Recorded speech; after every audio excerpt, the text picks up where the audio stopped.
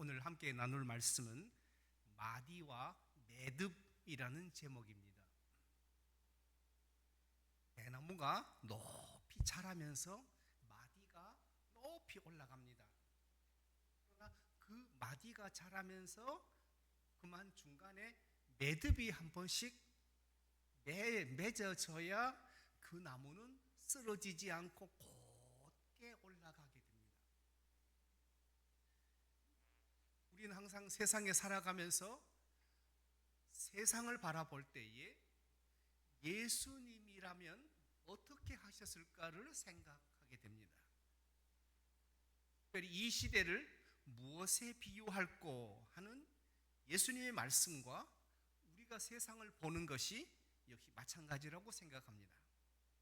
마태복음 11장 16절 17절에 예수님이 이렇게 말씀하십니다. 우리가 너희를 향하여 피리를 불어도 너희가 춤추지 않고 우리가 슬피 울어도 너희가 가슴을 치지 아니하였다 함과 같도다. 세상을 바라보는 주님의 그 탄식이 이 비유 속에 나타나 있습니다. 이 시대는 그러기 때문에 삼무 시대라고 할 수 있습니다. 세 가지가 없다는 이야기지요. 첫째가 무감각의 시대입니다. 옳고 그름에 대한 감각이 없습니다. 옳고 그름이 중요하지 않습니다. 내가 얼마나 잘 먹고 사느냐가 중요한 사람들입니다. 혼자 즐기고 혼자 재미있으면 그만이라는 생각을 하기에 무감각한 시대입니다. 두 번째는 무관심의 시대입니다.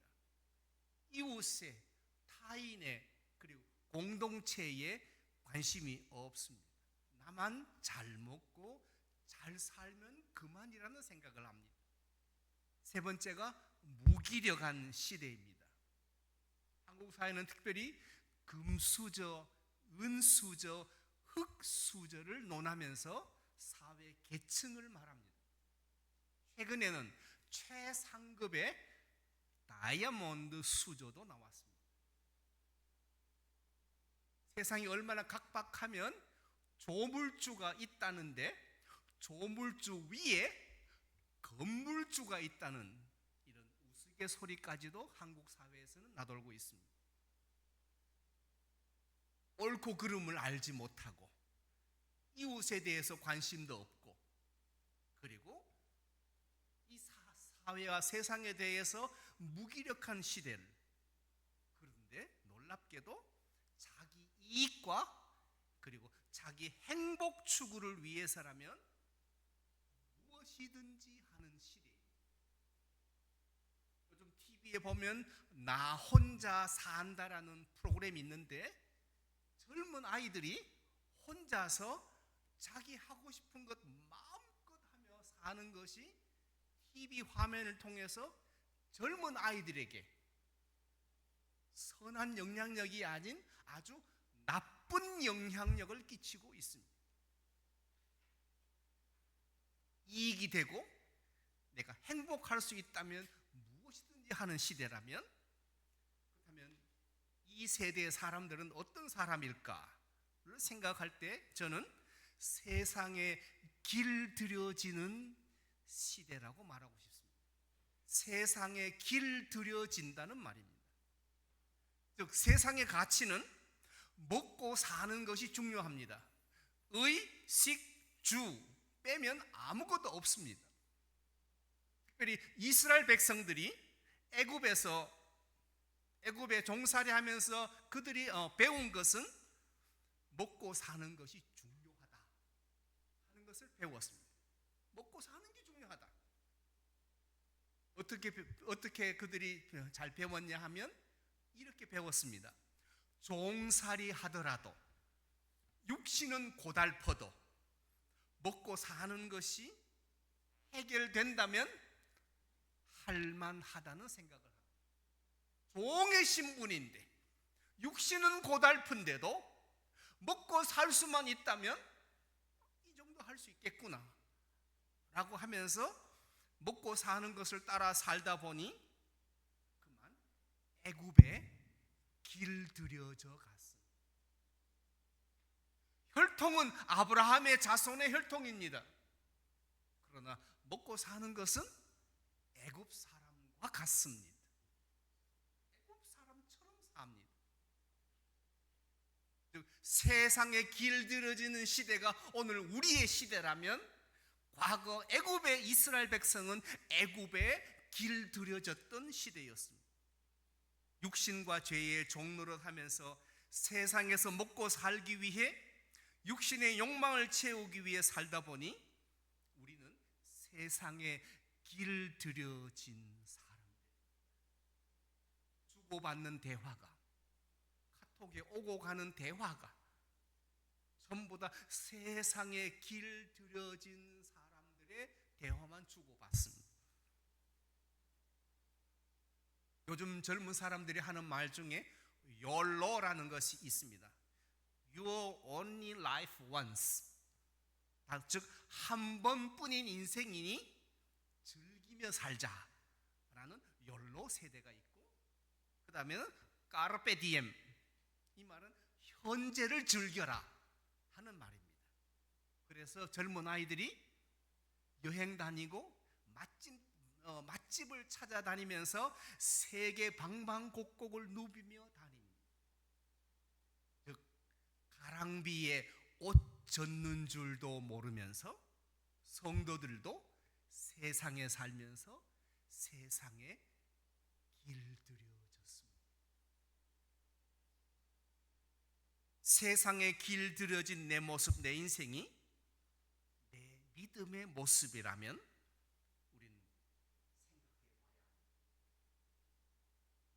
한국의 그 유행가 가수 가운데 김연자라는 사람은 아모르 파티라는 그 아주 템포가 빠른 그 노래를 부르면서 그 노래 가사의 내용 가운데 이런 게 있습니다.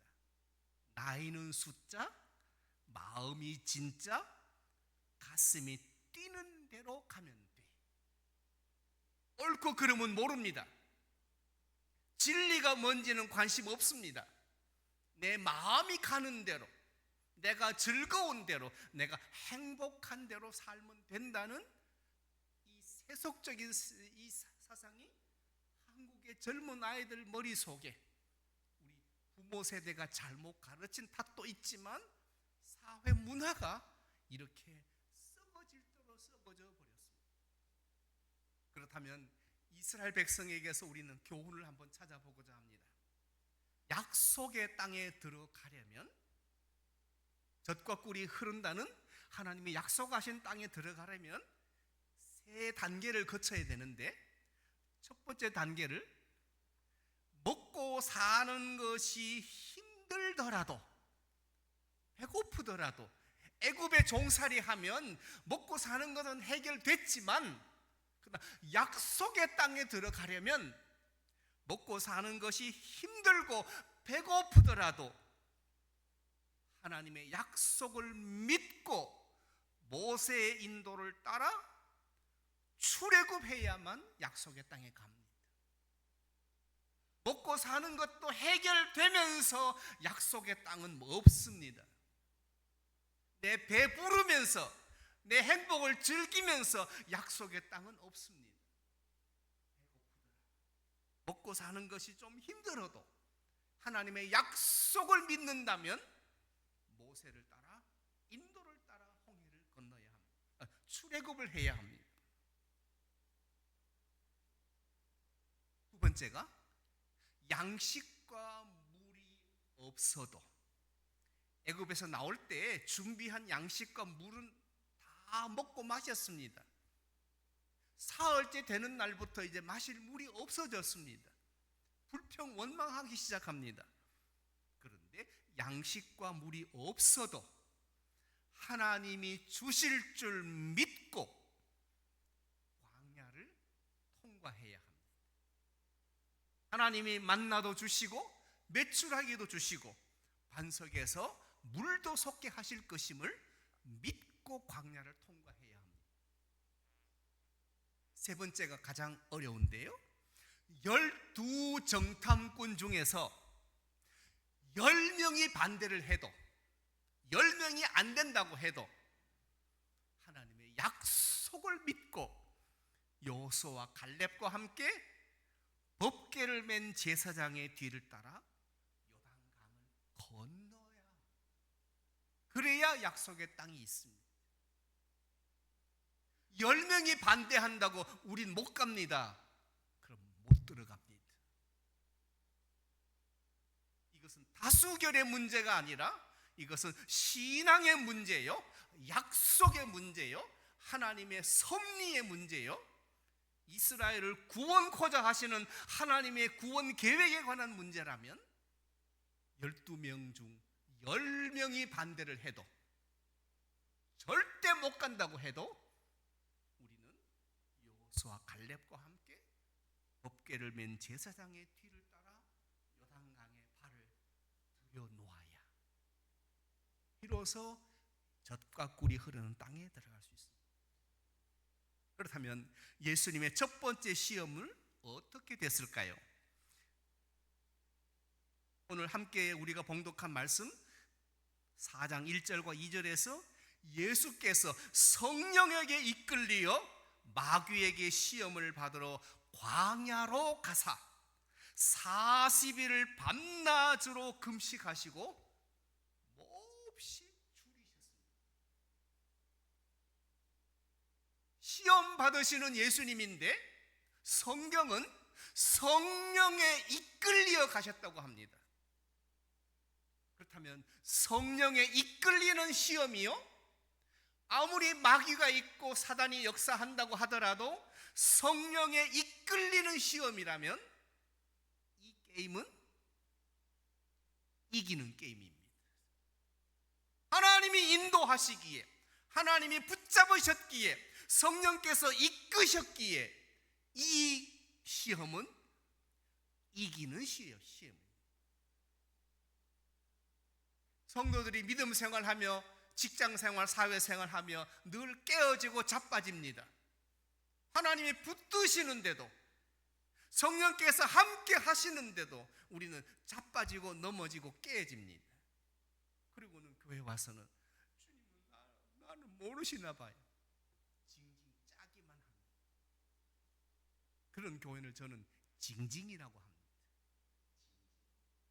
입만 열면 징징징징징. 또는 앵앵이가 있습니다. 입만 열면 냥냥냥냥냥냥 하시는 분. 하나님이 함께 하시고 성령님께서 붙드셨다면 우리는 이기는 인생이요, 이기는 세상살이인데 판판이 지고 옵니다. 누가 문제입니까? 내가 문제. 믿음의 문제요, 믿음의 태도의 문제일 뿐입니다. 성부와 성자의 관계는 아주 특별한 관계입니다. 예수님께서 세례받고 올라오실 때 하늘에서 음성이 났습니다. 첫 번째가 관계를 확인시켜 줍니다. 너는 내 사랑하는 아들이라, 너는 내 사랑하는 자녀라. 성령님께서 세례받고 올라오시는 예수님을 향하여 하늘의 소리로 너는 내 사랑하는 아들이라 관계를 확인시켜 주었습니다. 두 번째는 사명을 확인시켜 주었습니다. 내가 너를 기뻐하노라. 하늘 보좌 버리고 자기를 비어 낮고 천한 이 땅에 육신의 종의 모습으로 오신 예수님, 그것도 세례 요한에게 세례를 받으시고 올라오시는 그 예수님의 사역과 사명을 성령께서는, 하나님께서는 내가 너를 기뻐한다.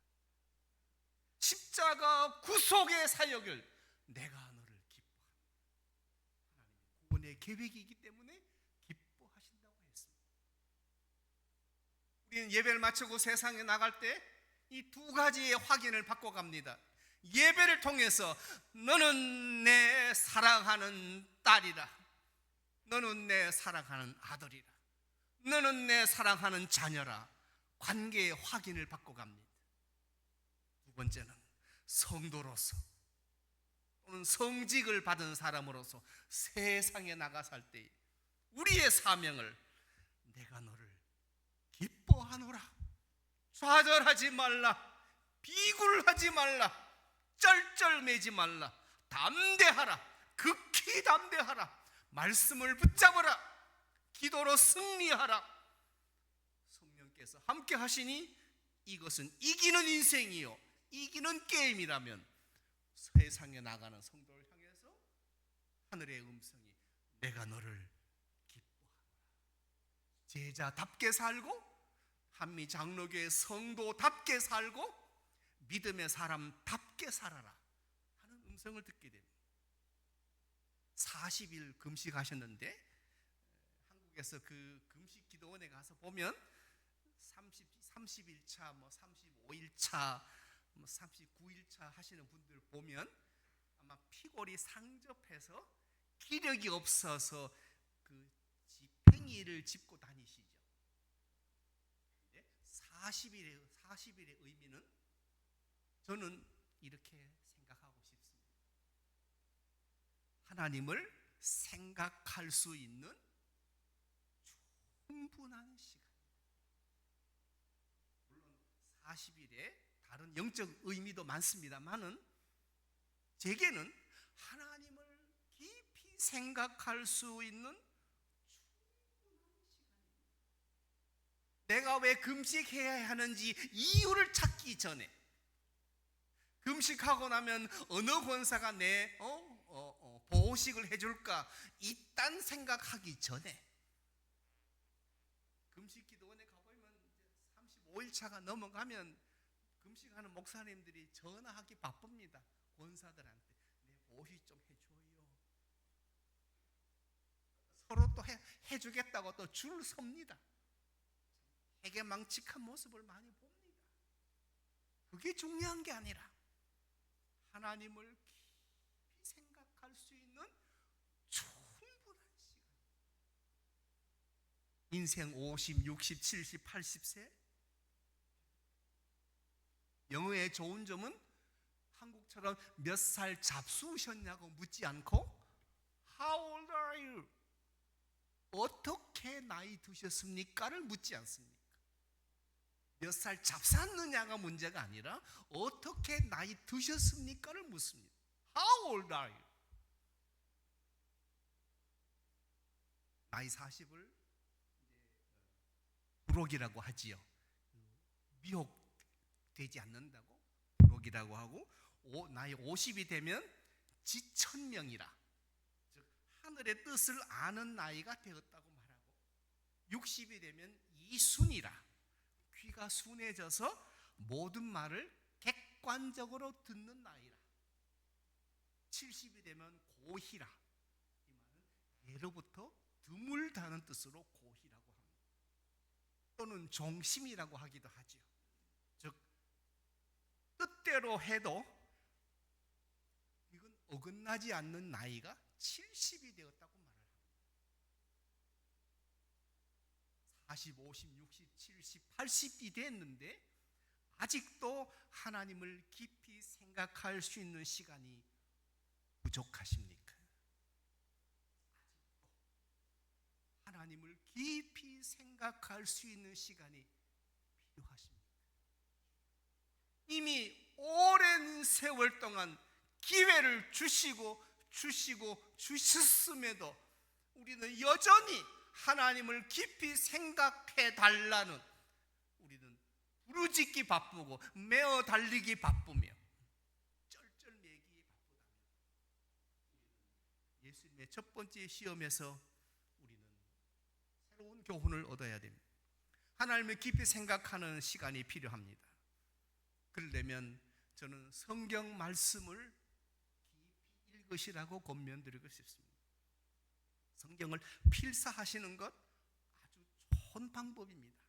한자 한자 또박또박 연필이나 볼펜으로 써가시면서 하나님의 마음, 주님의 마음, 성령님의 마음들을 필사 옮겨 적으시면서 깊이 생각할 수 있습니다. 성경 통독도 좋고요. 저 뒤에 있는 성경 읽기표가 있죠. 성경 읽기표대로 하루에 최소 3장에서 4장 정도, 이 정도는 읽을 수 있습니다. 충분히 읽을 수 있습니다. 두 번째가 찬송가 가사나 찬송시가 있습니다. 세 번째는 기독 신앙 서적이 좋습니다. 특별히 존 번연의 철로 역정이나 좁은 문, 그리고 안희숙 사모의 죽으면 죽으리라, 그리고 일본 미우라 아야코의 빈점이나 길은 여기에 같은 아주 좋은 책이 있습니다.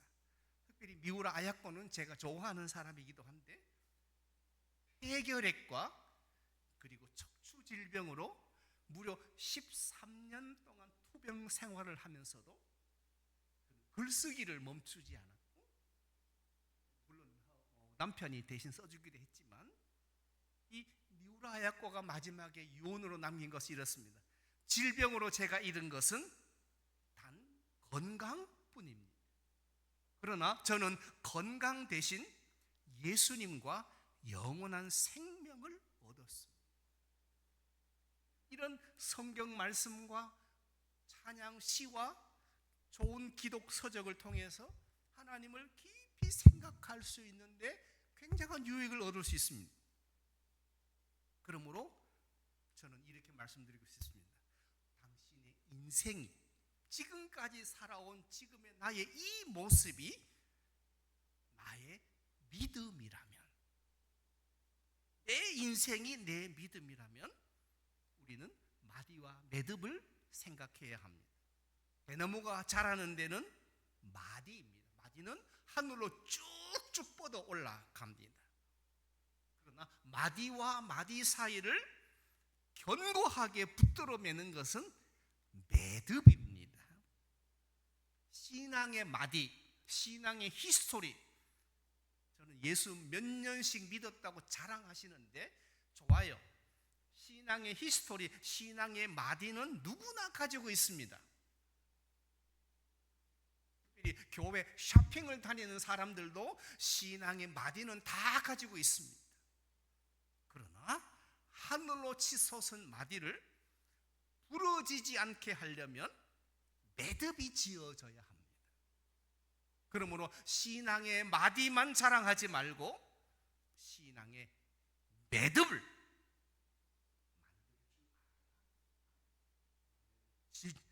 질병에 걸렸다고 실패한 인생이라고, 내 인생에 닥친 여러 가지 문제들이 있다고 그냥 마디만 자랑할 것이 아니라 한 가지씩 질병의 문제, 실패의 문제, 가정의 문제, 자녀의 문제 하나씩 하나씩 매듭을 지어가야만 우리의 인생이 내 믿음이라고 우리는 주님 보실 때에 착하고 충성된 종이라 하시지, 아니면 게으른 종이 될 수밖에 없습니다. 예수님의 첫 번째 매듭이 있습니다. 예수님은 이렇게 말씀하십니다. 사람이 떡으로만 살 것이 아니요 하나님의 입으로부터 나오는 모든 말씀으로 살 것이라. 먹고 살려면 떡은 필요합니다. 40일을 금식하셨으니 몹시 줄이셨습니다.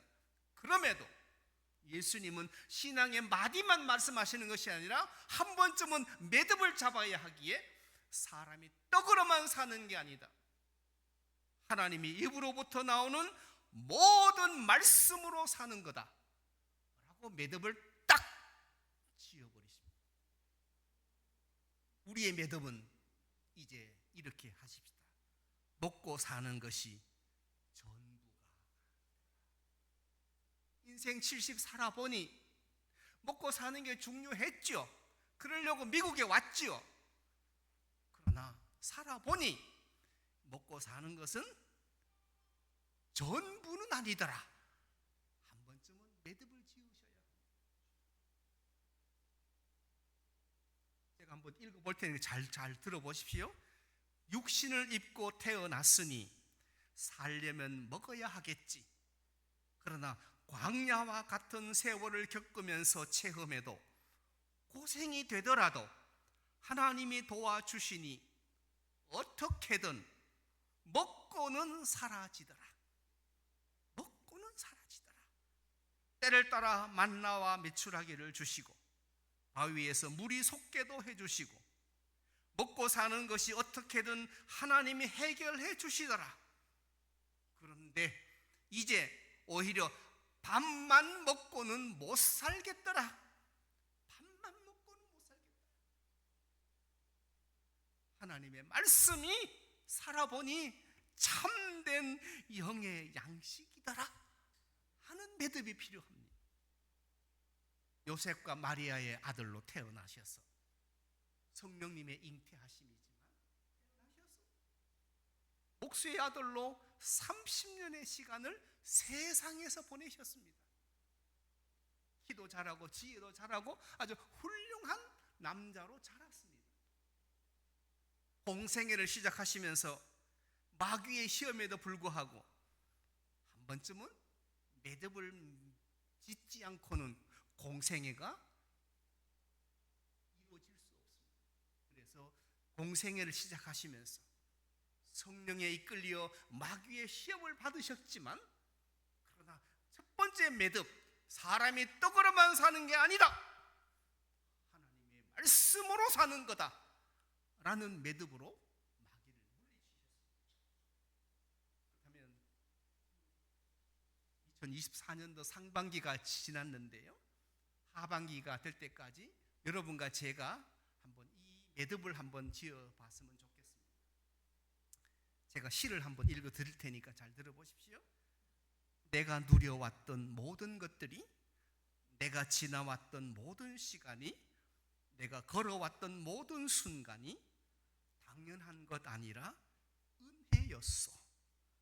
아침 해가 뜨고 저녁에 노을, 봄의 꽃향기와 가을의 열매, 변하는 계절의 모든 순간이 당연한 것 아니라 은혜였소. 모든 것이 은혜, 은혜, 은혜, 한없는 은혜. 내 삶에 당연한 것 하나도 없었던 것을, 모든 것이 은혜, 은혜였소. 송경민 목사가 작사 작곡한 은혜라는 찬양입니다. 잠시 후에 10시 15분쯤 되면 우리 찬양팀이 나오셔서 이 찬양을 같이 부르실 텐데 힘껏 불러주시면 좋겠습니다. 찬송가 301장은 찬송의 시가 이렇습니다. 지금까지 지내온 것 주의 크신 은혜라. 한이 없는 주의 사랑 어찌 이루 말하랴. 자나 깨나 주의 손이 항상 살펴주시고 모든 일을 주 안에서 형통하게 하시네. 몸도 맘도 연약하나 새 힘 받아 살았네. 물 붓듯이 부으시는 주의 은혜 족하다. 사랑 없는 거리에나 험한 산길 헤맬 때 주의 손이 굳게 잡고 찬송하며 가리라. 3절은 이렇게 소망합니다. 주님 다시 배울 날이 날로 다가와 무거운 짐 주께 맡겨 벗을 날도 멀지 않네. 나를 위해 예비하신 고향집에 돌아가 아버지의 품 안에서 영원토록 살리라. 은혜를 사모하며 은혜인 것을 깨닫는 한미장로교의 성도가 되면 올 하반기 주님께서 붙드셔서 형통하게 도와주실 줄 믿습니다. 기도하겠습니다. 하나님 아버지, 은혜 감사합니다. 금년 상반기 하나님의 은혜와 도우심 가운데 잘 지나게 하시고 모든 가정들 평안 주시고 자녀들 형통한 길로 인도해 주심을 감사합니다. 예수님께서 공생애를 시작하시면서 매듭을 지으셨듯이 우리의 남은 생애를 다하기 전에 한미 장로교회를 통해서 말씀으로 매듭 짓게 하시고 하나님의 은혜가 충만한 인생이 되도록 축복하여 주옵소서. 오늘의 남은 모든 예배 시간 주님 도와주시옵소서. 예수님의 이름으로 기도하옵나이다.